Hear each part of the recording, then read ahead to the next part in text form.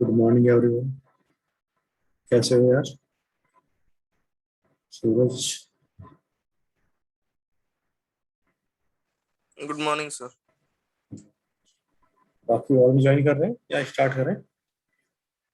Yes sir, start करते हैं। ठीक है।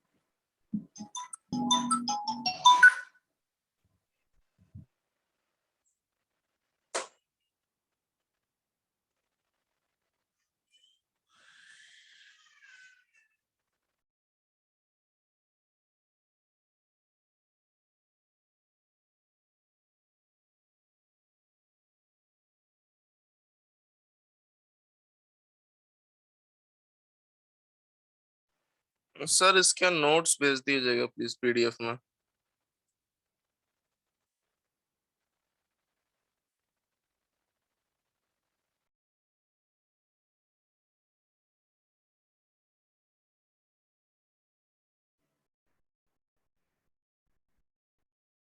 चलो स्टार्ट कर लेते हैं। तो हम बात कर रहे थे टाइप्स ऑफ एंटीना। तो कल हमने देखा था टाइप्स ऑफ एंटीना में हाफ वेव डाइपोल, फिर half wave full dipole, then full wave dipole. तो ऊपर मैं रिवाइज कर लेता हूँ। तो हमने बात करी थी हाफ वेव डाइपोल की। तो इसकी जो लेंथ थी, इसको हाफ वेव डाइपोल क्यों बोले थे? क्योंकि इसकी जो वेवलेंथ थी क्योंकि λ/2, तो इसलिए इसको बोल लेते हैं हम हाफ वेव डाइपोल। और इसका दूसरा नाम है बेसिकली आपका हर्ट्ज एंटीना।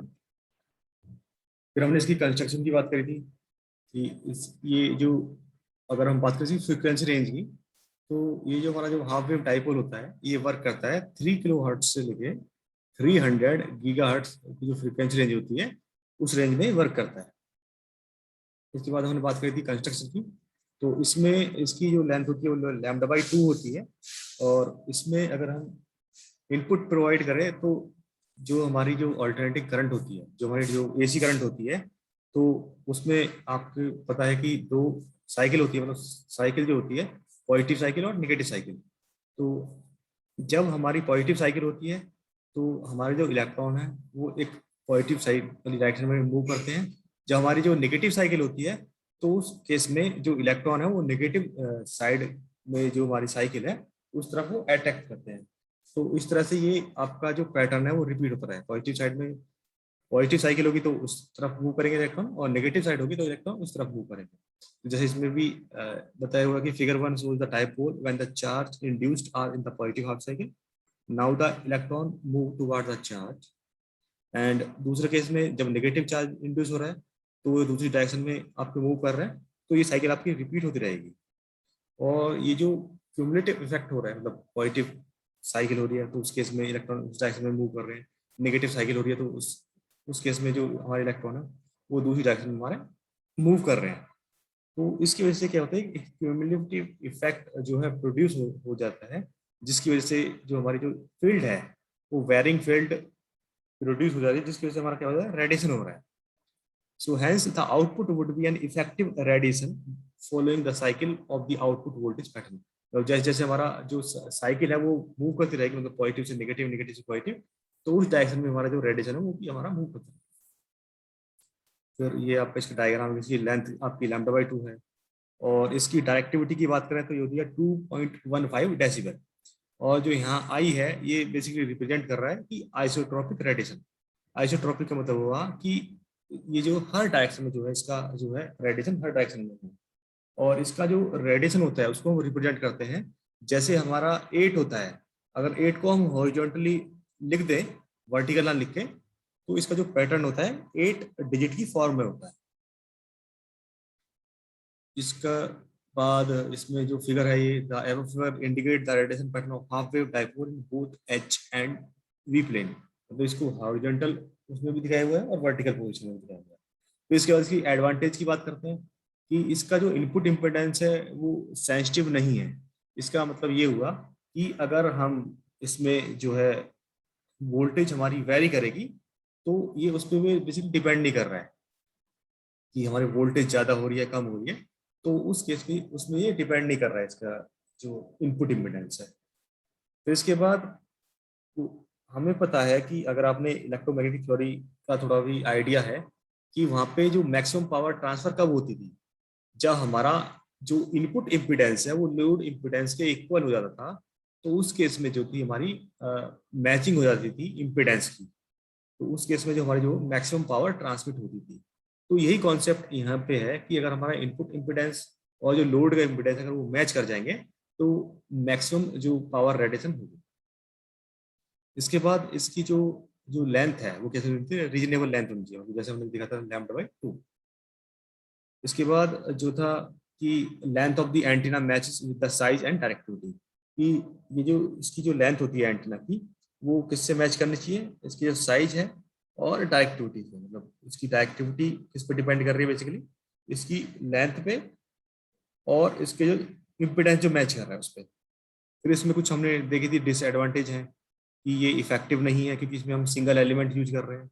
अगर इसमें हम मल्टीपल एलिमेंट यूज करें इस हाफ वेव डाइपोल में तो इसकी जो डायरेक्टिविटी है और जो गेन है वो इंक्रीज हो जाएगा। तो जैसे हमने एग्जांपल देखा था कि यागियोडा एंटीना जो हम पहले यूज करते थे, जब हमारा डीटीएच वगैरह नहीं था, तो उस टाइम में जब हम यूज करते थे तो उसमें जो यागियोडा एंटीना होता था उसमें हमारे पास मल्टीपल जो होते एलिमेंट होते थे। तो मतलब पहले थे होते थे हमारे शॉर्ट एलिमेंट, फिर जैसे जैसे हम दूसरे एंड पे हम मूव करते जाते थे तो जो हमारे एलिमेंट थे उनकी जो लेंथ थी वो इंक्रीज होती जाती थी। तो इस तरह से फिर इसके बाद इसकी एप्लीकेशन की बात करते हैं कि हम इसको रेडियो रिसीवर्स में यूज करते हैं, टेलीविजन रिसीवर्स में यूज करते हैं, और इनको जहाँ मतलब डिफरेंट जो यूज केसेस हैं एप्लीकेशन के हिसाब से इनको यूज कर सकते हैं। ये था आपका हाफ वेव डाइपोल। अगर हम बात करें फोल्डेड डाइपोल की, तो फोल्डेड डाइपोल और हाफ वेव डाइपोल में कुछ डिफरेंस नहीं है। इसमें बस डिफरेंस इतना सा है कि इसको हम फोल्ड कर देते हैं बीच में से, तो ये बन जाता है हमारा फोल्डेड डाइपोल। इससे क्या होता है, इसकी जो रेंज है लगभग इसकी रेंज भी सेम ही है। ये इसकी भी 3 किलोहर्ट्ज से लेके 300 गीगाहर्ट्ज तक है। इसको भी हम टेलीविजन रिसीवर्स में यूज करते हैं। और इसको जो हम यूज करते हैं, जैसे अभी मैं बात कर रहा था यागियोडा एंटीना का, तो जैसे हम दूरदर्शन वगैरह देखते थे पहले, जैसे अभी भी गाँवों में होंगे और जो यागियोडा एंटीना यूज करते हैं, वैसे तो मोस्टली अभी डीटीएच ही यूज कर रहे हैं, बट अभी भी बहुत जगह ऐसे हैं जहाँ पे यागियोडा एंटीना हमारा यूज होता है।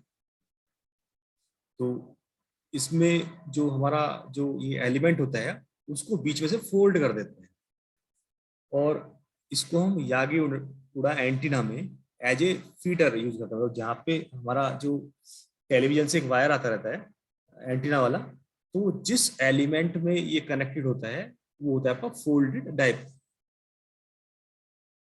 तो ये इस तरह से होता है आपका। इसकी भी वेवलेंथ कितनी होती है, λ/2 होती है।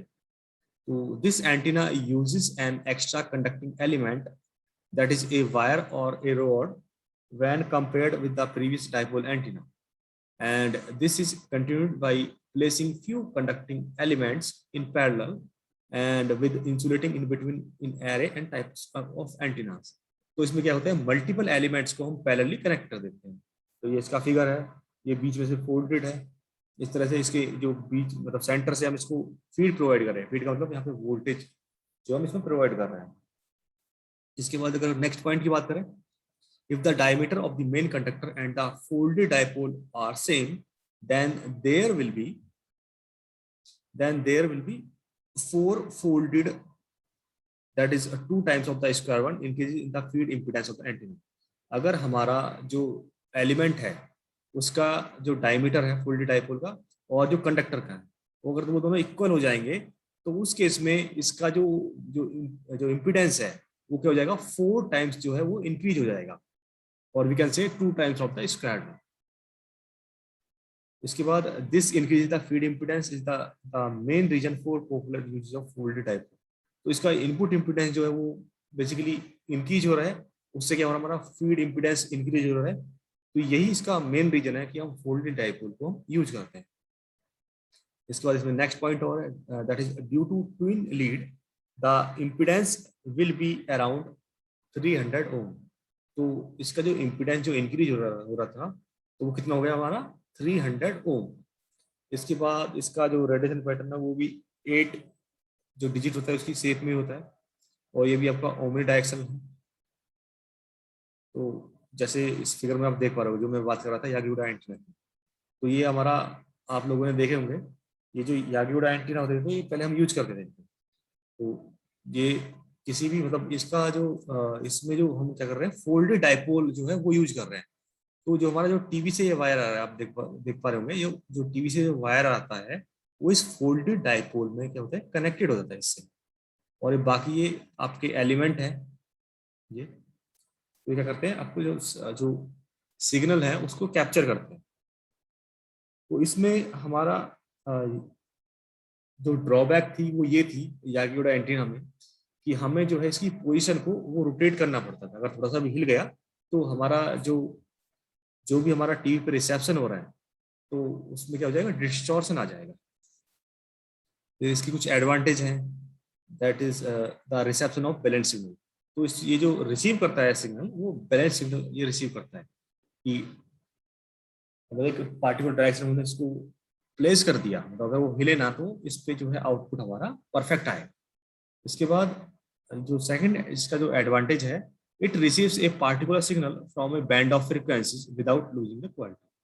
तो ये जो हमारा जो फोल्डेड डाइपोल होता है वो एक पार्टिकुलर बैंड ऑफ फ्रीक्वेंसीज को रिसीव करता है, बट जो हमारा जो रिसेप्शन की जो क्वालिटी होती है वो काफी अच्छी होती है। इसके बाद जो थर्ड पॉइंट है इसका, folded dipole maximises the signal strength. जो फोल्डेड डाइपोल होता है उससे क्या हो जाता है, हमारा जो सिग्नल की जो स्ट्रेंथ है उसको ये मैक्सिमाइज कर देता है।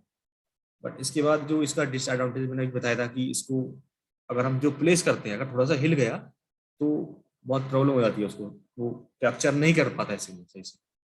फिर अगर किसी का घर छोटा है, किसी के पास मतलब ऐसा है जैसे कि आजकल हम अगर हम बात करें दिल्ली में कि फ्लैट्स में रह रहे हैं तो उसके पास छत नहीं है, तो फिर वो कहाँ पे उसको प्लेस करेगा, तो ये इसके साथ प्रॉब्लम थी।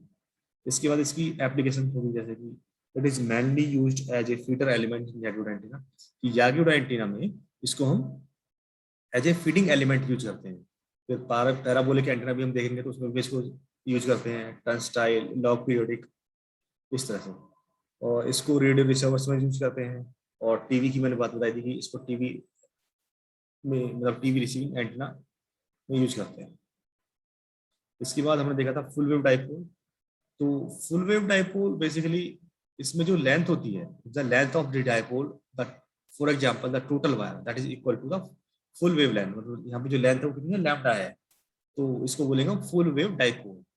If the full wave dipole is used either for transmission और रिसेप्शन, तो इसको हम एज ए ट्रांसमीटर भी यूज कर सकते हैं और एक रिसेप्शन मतलब रिसीविंग के लिए यूज कर सकते हैं। तो इसकी कंस्ट्रक्शन की बात करें, full wave dipole with its voltage and current distribution, इसके वोल्टेज और करंट डिस्ट्रीब्यूशन इस फिगर में आपको दिखाया गया है। और इसकी इसमें जो आप इसके जो नेगेटिव और जो पॉजिटिव जो पीक होते हैं, both the negative and the positive peaks of the wave induced positive and negative voltage respectively। तो अभी हमने इससे पहले भी देखा था कि पॉजिटिव साइड में जो था तो उसमें पॉजिटिव साइड की तरफ डायरेक्शन की तरफ आपके जो इलेक्ट्रॉन वो अट्रैक्ट होते हैं। फिर नेगेटिव साइड साइकिल में जो इलेक्ट्रॉन थे वो दूसरी डायरेक्शन में इसके अट्रैक्ट हो रहे थे। तो इससे क्या हो रहा था हमारा, however as the induced voltage cancel out each other there is no question of radiation. जब इसका जो पॉजिटिव साइड में जो रेडिएशन हो रहा है वो नेगेटिव साइड के रेडिएशन के अगर इक्वल है तो उस केस में रेडिएशन है वो क्या जाएगा, उसमें कैंसिल आउट कर जाएगा, तो इससे कुछ भी हमारा रेडिएशन नहीं होगा।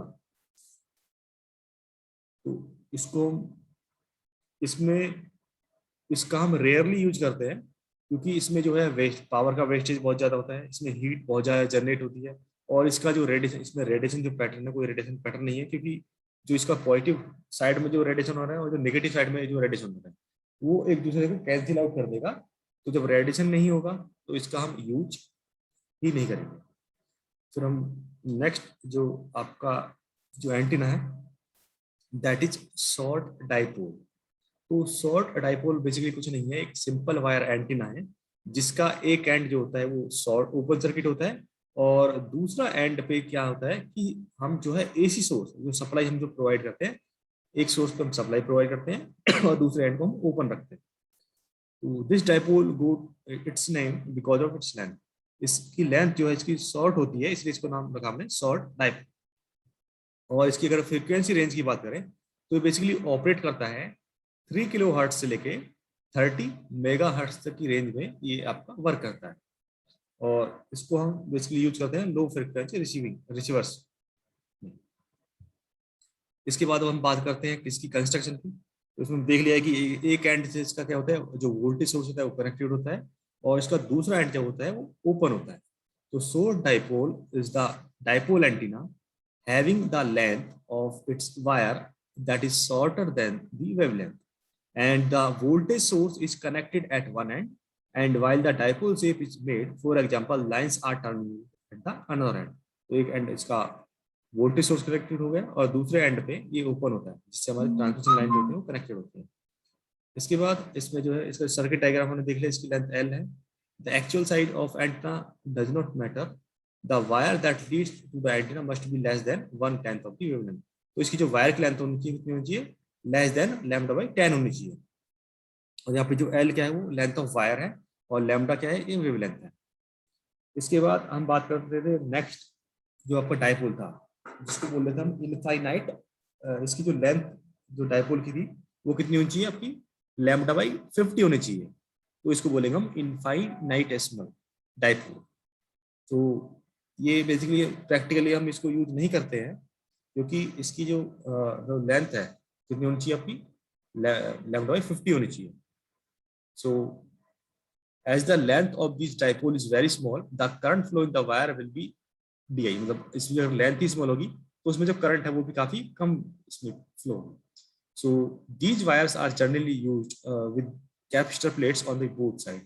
तो इसमें हमें क्या रिक्वायरमेंट होती है, दो कैपेसिटर की रिक्वायरमेंट होती है जो दोनों एंड पे इसका हम कनेक्ट कर देते हैं। तो इसमें जब दो कैपेसिटर होंगे तो उसमें कुछ म्यूचुअल कपलिंग भी होगी। So because of the capacitor plates, we can say that uniform distribution of the current is present. तो इसमें जो करंट का जो डिस्ट्रीब्यूशन होता है वो यूनिफॉर्म होता है। सो इसलिए hence the current is not zero। तो ऑब्वियस बात है कि जब इसमें करंट डिस्ट्रीब्यूशन होना है तो करंट जीरो तो हो ही नहीं। So capacitor plates can simply conductors और द वायर इक्विपमेंट। तो जो कैपेसिटर की जो प्लेट होती है वो सिंपली किसका काम करते हैं, कंडक्टर का काम करते हैं। The field radiated by the radial current tend to cancel each other in far field, so that the far field of the capacitor plate antenna can be approximated by this infinitesimal dipole। तो इसका भी जो radiation जो pattern होता है वो भी 8 जो हमारी डिजिट होती है उसको हम हॉरिजॉन्टली अगर हम उसको ड्रॉ कर दें तो इसका जो रेडिएशन पैटर्न होता है वो उस तरह से होता है।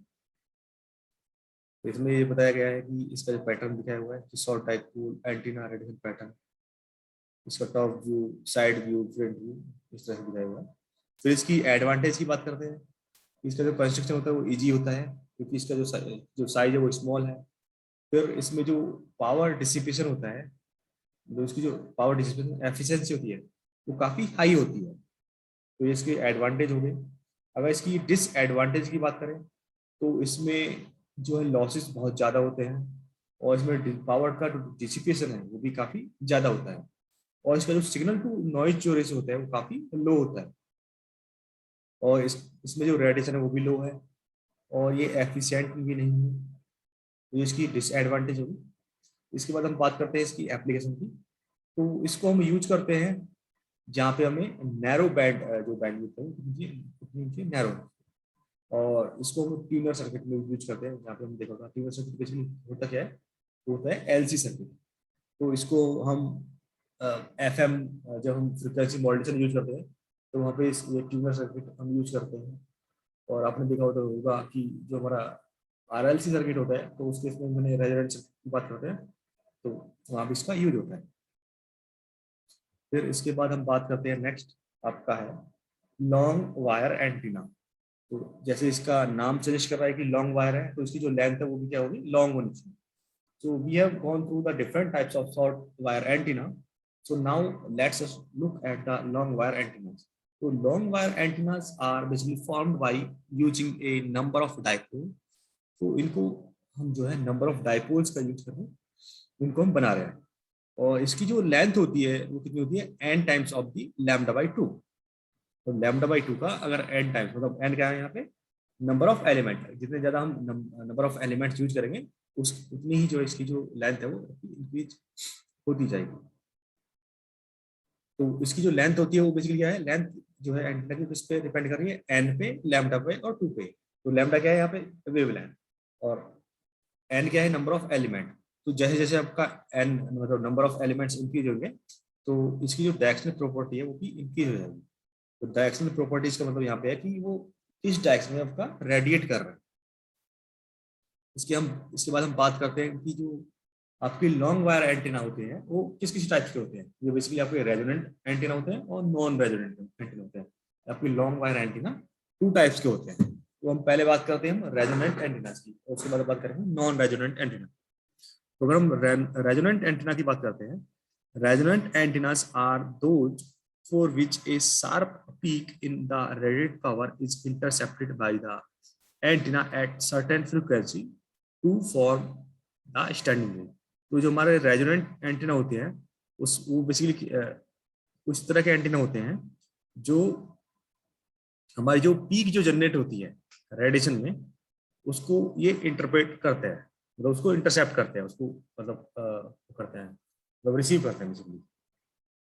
the radiation pattern of these the radiated wave is not matched with the load impedance in this type of antenna.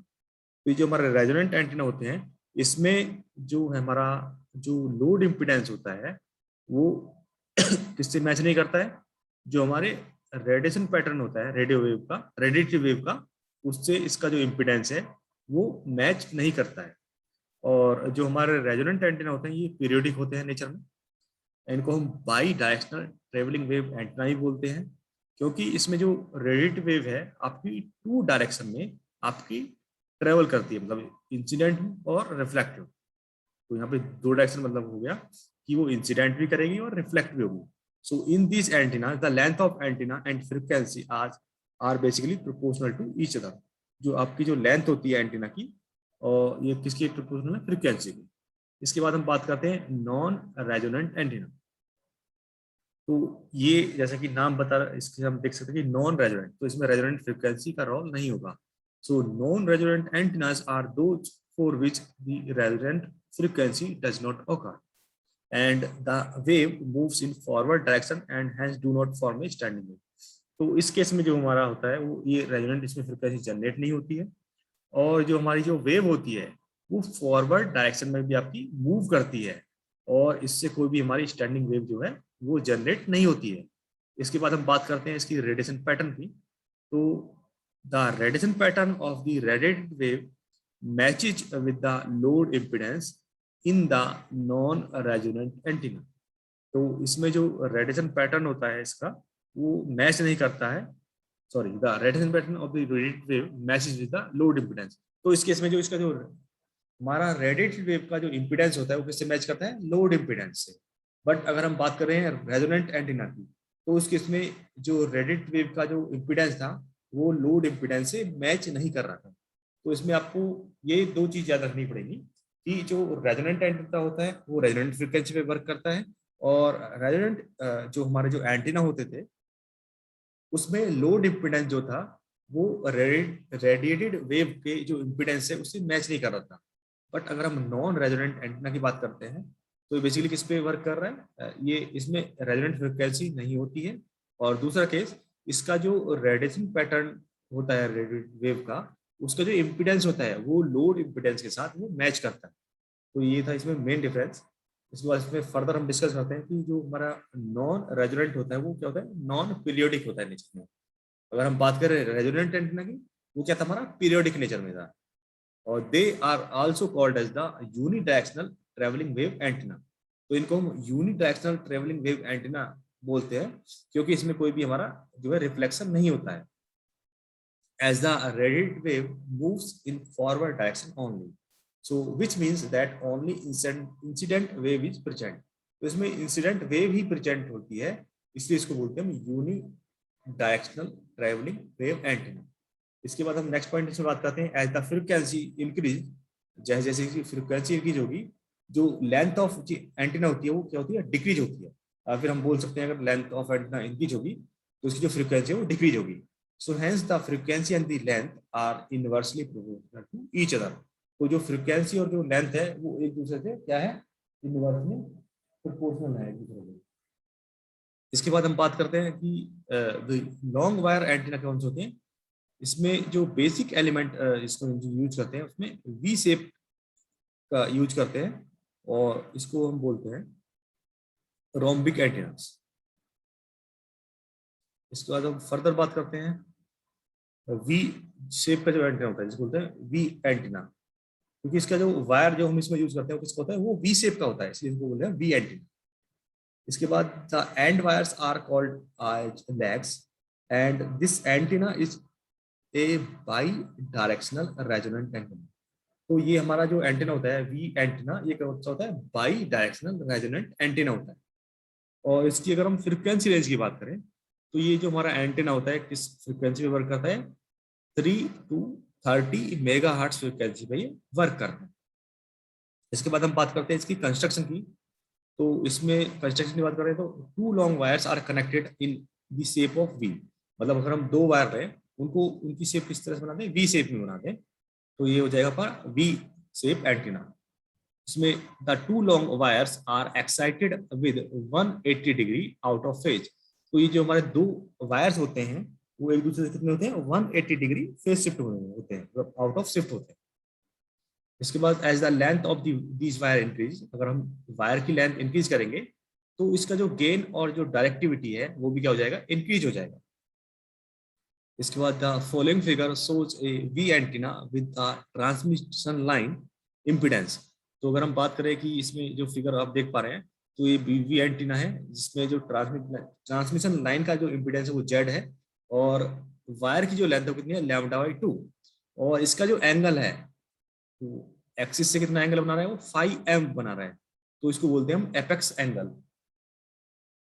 इसके बाद जो है इसकी गेन की बात करें, the gain achieved by V antenna is higher than the normal single long wire antenna. तो इसका जो गेन होता है, गेन कौन सा होता है, इसका बहुत हाई होता है वो as compare to the normal long wire antenna.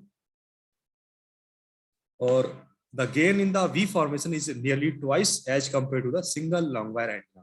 तो अगर हम लॉन्ग वायर एंटीना के कंपेयर में इसको कंपेरिजन करें इस गेन में, तो इसका ट्वाइस होता है approximately, which has a length equal to the length of legs of V antenna, जिसकी जो लेंथ होती है किसके इक्वल होती है, जितनी इसकी लेग्स की लेंथ होती है।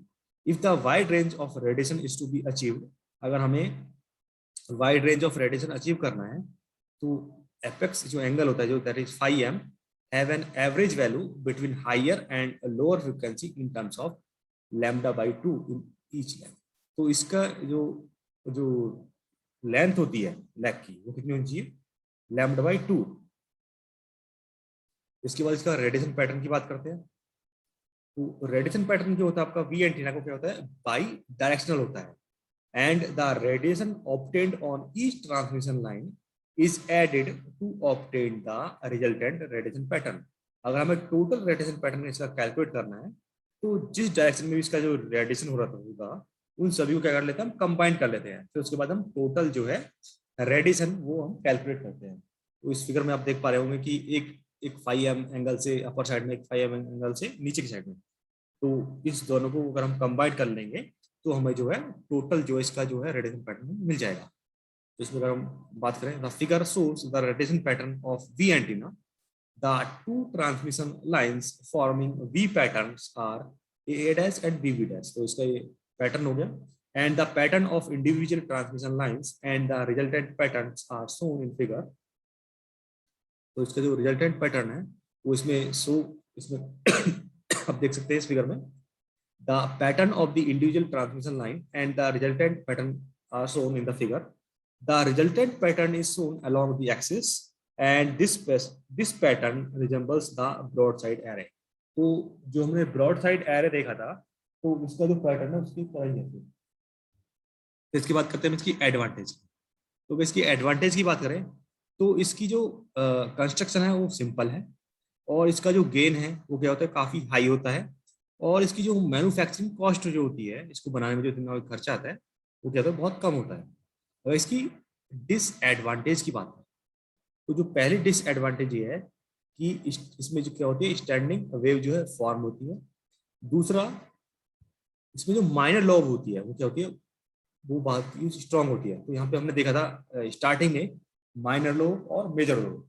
तो मेजर लोब वो होती है कि जिस डायरेक्शन में हमें रेडिएशन करना है, माइनर लोब होती है जिस डायरेक्शन में हमें वो रेडिएशन नहीं चाहिए। अगर माइनर लोब आपकी स्ट्रांग है तो उसका मतलब आपका जो रेडिएशन है वो अपोजिट डायरेक्शन में हो रहा है, तो जो कि क्या है, इसकी डिसएडवांटेज है कि हमें जिस डायरेक्शन में हमारे रेडिएशन मैक्सिमम चाहिए उस डायरेक्शन में हमें जो है रेडिएशन मैक्सिमम मिल नहीं रहा है।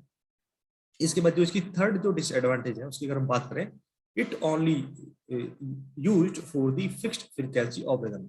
तो इसको एक पार्टिकुलर फ्रीक्वेंसी पे ही हम ऑपरेट कर सकते हैं, जो इसका डिसएडवांटेज है। इसके बाद हम इसकी बात करें एप्लीकेशन की, तो इसको हम कॉमर्शियल पर्पज में हम इसको यूज करते हैं, और इसका हम रेडियो कम्युनिकेशन में भी हम इसका यूज करते हैं। तो ये बात हुई हमारी वी शेप एंटीना की। इसके बाद हम नेक्स्ट चलते हैं। तो ये आपका इन्वर्टेड वी एंटीना है। तो अगर आपने वी एंटीना देखा है तो इन्वर्टेड एंटीना में कुछ नहीं है। तो इसकी अगर फ्रीक्वेंसी की बात करें, in the previous chapter we have study the antenna, its operating frequency is limited. तो इसकी जो फ्रीक्वेंसी थी वो लिमिटेड थी, तो फिर हमने क्या करा, इसको मॉडिफाई करा। This can be modified by using another antenna which is a non-resonant antenna or a traveling wave antenna. A traveling wave antenna produces no standing wave. तो हमने अभी देख चुके हैं कि हमारा जो नॉन रेजिडेंट एंटीना होता है तो उसमें कोई स्टैंडिंग जो वेव है वो प्रोड्यूस नहीं होती है। अगर हम बात करें इन्वर्टेड वी एंटीना की, तो ये आपका जो वर्क करता है वो 3 to 30 मेगाहर्ट्ज की रेंज में वर्क करता है, और इसकी जो फ्रिक्वेंसी रेंज होती है वो हाई होती है। इसके बाद हम बात करते हैं इन्वर्टेड वी एंटीना। तो अगर वी एंटीना को हम इन्वर्ट कर दें तो बन जाता है इन्वर्टेड वी एंटीना। तो a travelling wave antenna that is used in high frequency band is an inverted V antenna, and this inverted V antenna is easily installed on the non conducting mast. तो इसको हम non conducting मास्ट के ऊपर हम easily इसको install कर लेते हैं। तो ये इसका फिगर है इन्वर्टेड वी एंटीना का। इसकी हम बात करें रेडिएशन की, the maximum radiation for an inverted V antenna is at its centre. तो इसका जो सेंटर होता है, इस पर जो जो रेडिएशन होता है वो मैक्सिमम होता है। So it is similar to a half wave dipole. जैसा कि हमारा हाफ वेव डाइपोल में जो रेडिएशन होता था वो सेंटर पे ही होता था, तो सेम हमारा इसमें भी इन्वर्टेड में होता है। The antenna is placed in the shape of the inverted V and with its two transmission line और legs bent towards the ground, making 120 degree और 90 डिग्री एंगल बिटवीन them। तो जैसे हम अगर हम वी देखें, वी को हम उल्टा कर दे, इन्वर्ट कर दे, तो वो कौन सा बन जाएगा हमारा इन्वर्टेड वी से जो एंटीना बन जाएगा। तो इसकी जो लैग होती है, दोनों लैग के बीच में जो एंगल होता है कितना होता है, 120 डिग्री या 90 डिग्री का होता है। इसके बाद अगर हम बात करें, the centre of antenna should not be higher than λ/4। तो इसका जो सेंटर होता है वो λ/4 से ज्यादा नहीं होना चाहिए, और जो एंगल होता है, the angle made by one of the legs with the axis of the antenna is known as the tilt angle. इसको हम बोलते हैं टिल्ट एंगल। इसके बाद हम बात करते हैं इसका रेडिएशन पैटर्न की। तो इसका जो रेडिएशन पैटर्न होता है वो इन्वर्टेड मतलब यूनिडायरेक्शनल पैटर्न का होता है, क्योंकि इसमें कोई भी स्टैंडिंग वेव प्रेजेंट नहीं होती है। तो इसको इस फिगर से हम इसको इजीली समझ सकते हैं। This figure illustrates the radiation pattern of an inverted V antenna. Primary, the radiated field is shown along with the field when the tilt angle are 120 degree and 90 degree। तो इसमें हम देख पा रहे हैं कि जो इसके जो एंगल है, मतलब जो V शेप का है, तो इसकी लेग के बीच में जो एंगल है कितना है, 120 डिग्री है। तो उस केस में जब 90 डिग्री है तो उस केस में तो जो स्टार्टिंग में जो आप देख पा रहे हैं, जो रेड कलर में जो इसका रेडिएशन पैटर्न जो दिख रहा है वो प्राइमरी केस के लिए। फिर जब इसकी जो एंगल है दोनों लेग के बीच में कितना है, 120 डिग्री, तो आप ब्लू लाइन से आप देख पाएंगे तो इसका रेडिएशन पैटर्न इस शेप में बनना है। जब इस दोनों की लेग के बीच में जो एंगल है वो कितना है, 90 डिग्री है, तो जो हमें पैटर्न मिल रहा है वो किस तरह से मिल रहा है, जो हम ग्रीन कलर में हम देख पा रहे हैं। तो ये ओवल की शेप में हो गया। इसके बाद हम बात करते हैं, the gain and the directivity are improved by having an array of antenna. तो इसकी जो गेन और डायरेक्टिविटी है वो इम्प्रूव कर सकते हैं अगर हम इसमें नंबर ऑफ एलिमेंट्स अगर इंक्रीज करें। इसके बाद हम इसकी बात करते हैं एडवांटेज की। अगर हम इसकी एडवांटेज की बात करें तो it occupy less horizontal place. तो ये कम हमारा जो है प्लेस ये कवर करता है। अगर हम बात करें मतलब फर्श की या फिर हम ग्राउंड पे जहाँ पे इसको इंस्टॉल करते हैं, क्योंकि ये इन्वर्टेड शेप का होता है। इसके बाद इसमें कोई भी हमारी जो स्टैंडिंग वेव वो फॉर्म नहीं होती है, और इसका जो गेन होता है वो क्या होता है, काफी हाई होता है। इसके बाद हम बात करते हैं कि इसकी डिसएडवांटेज क्या है। इसकी जो डिसएडवांटेज फर्स्ट ये है कि इसमें जो माइनर लोब साइड, जो माइनर लोब जो बनती है उस केस में इसका जो रेडिएशन होता है वो ज्यादा होता है, और जो माइनर लोब होती है वो कहाँ पे क्रिएट होती है, हॉरिजॉन्टल पोलराइज्ड वेव में। इसके बाद इसकी एप्लीकेशन की बात करते हैं। तो इसको हम ट्यून्ड सर्किट में यूज करते हैं, रेडियो कम्युनिकेशन में यूज करते हैं, और हम इसको कॉमर्शियल एप्लीकेशंस में भी इसका हम यूज करते हैं। इसके बाद हम जो बात करेंगे वो करेंगे रोम्बिक एंटीना, जो कि एक दूसरा टाइप का जो मोस्ट इम्पोर्टेंट एंटीना है। तो जो रोम्बिक एंटीना जो बना होता है वो किससे बना होता है? बेसिकली अगर हम टू वी शेप एंटीना को अगर हम कंबाइन कर दें तो जो हमारा जो बनेगा वो कौन सा बनेगा? ये आपका रोम्बिक एंटीना बन जाएगा। इसको हम डिस्कस करते हैं। तो रोम्बिक एंटीना क्या होता है? एक इक्विलेटरल पैरेललोग्राम शेप्ड एंटीना होता है। जैसे हमारा पैरेललोग्राम होता है उसी शेप का हमारा ये रोम्बिक एंटीना होता है। Generally it has two opposite acute angles. तो इसमें दो अपोजिट एक्यूट एंगल्स होते हैं। और अगर हम इसकी बात करें कि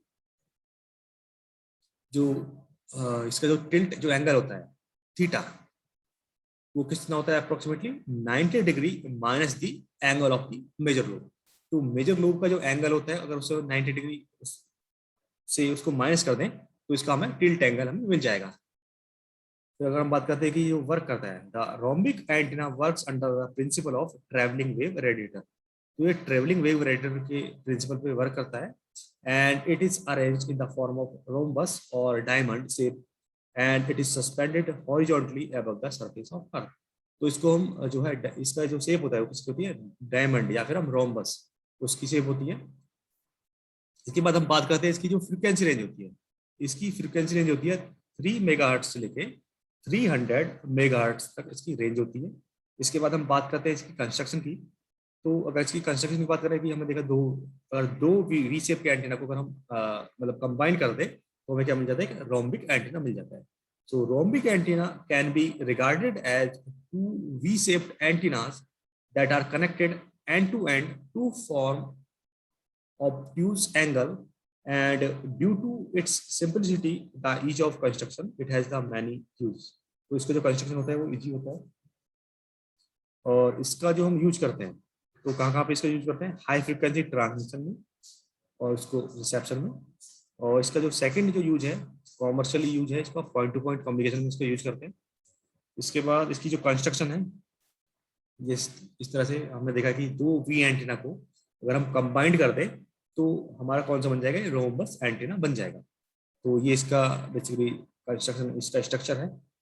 the two sides of this rhombus are considered as the conductors of a two wire transmission line and when this system is properly designed there is a concentration of radiation along the main axis of radiation, and in practice half of the power is dissipated in terminating resistance of antenna।